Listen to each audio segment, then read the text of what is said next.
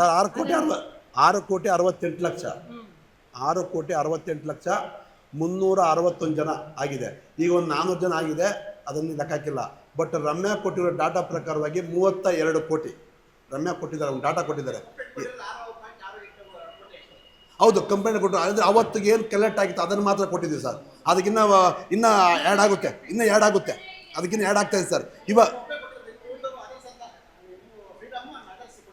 ಹೌದು ಸರ್, ಈಗ 361 ಜನ ಮಾತ್ರ ಎಂಟ್ರಿ ಆಗಿದ್ದೀವಿ. ಈಗ 400 ಜನ ಆಲ್ರೆಡಿ ಎಲ್ಲ ಪ್ರೆಸ್ ರೆಡಿ ಇದೆ, ಅದು ಆ್ಯಡ್ ಆಗ್ತಾನೆ ಇರುತ್ತೆ ಸರ್.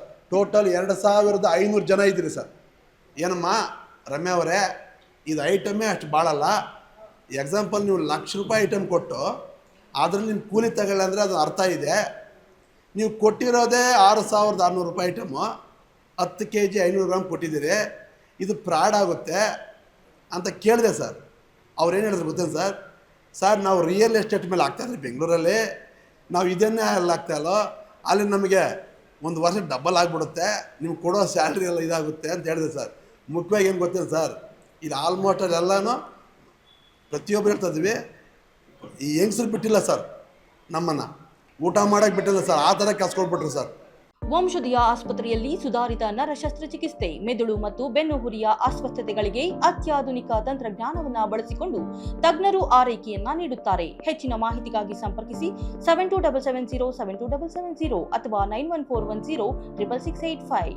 ಸರ್, ಈಗ ನಾವು ನಮ್ಮ ಸಭೆ ನಮ್ಮ ಗಲ್ಪೇಟೆ ಪೊಲಿಟಿಕಲ್ ಕೇಳಿದಾಗ ಕಂಪ್ಲೇಂಟ್ದಾರ ಒಬ್ಬರೇ ಬರ್ತಾರೆ, ಎಲ್ಲರೂ ಬರಲ್ಲ ಅಂತ ಹೇಳಿದ್ರು ಸರ್. ಯಾರೂ ಬರಲ್ಲ, ಕಂಪ್ಲೇಂಟ್ ಒಬ್ಬರೇ ಇರುತ್ತೆ. ಬಟ್ ಅದ್ರ ಬ್ಯಾಕಪ್ ಎಲ್ಲ ಟೋಟಲ್ 361 ಜನ ಇರ್ತಾರೆ ಅಂದರೆ ಸರ್.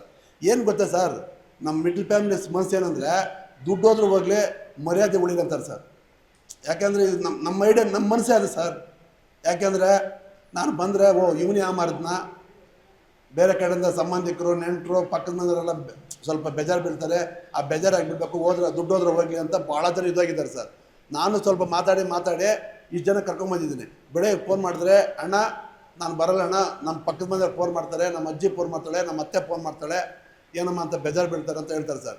ಯಾಕಂದರೆ ಆ ರಮ್ಯಾ ಆಗ್ಬೋದು, ಅವ್ರ ಟೀಮ್ಗೆ ಆಗ್ಬೋದು, ಗೊತ್ತು ಅವ್ರಿಗೆ. ಈ ಮಿಡ್ಲ್ ಫ್ಯಾಮಿಲೀಸ್ಗೆ ನಾನು ಹೊಡೆದ್ರೆ ಅವ್ರು ಹೊರಗಡೆ ಯಾರು ಬರಲ್ಲ, ಅವ್ರಿಗೆ ಸ್ವಲ್ಪ ಗೌರವಗೋಸ್ಕರ ಇದ್ದೋಗ್ಬಿಡ್ತಾರೆ ಅನ್ನೋ ಪಾಯಿಂಟಲ್ಲೇ ಹೊಡೆದಿರೋದು ಸರ್.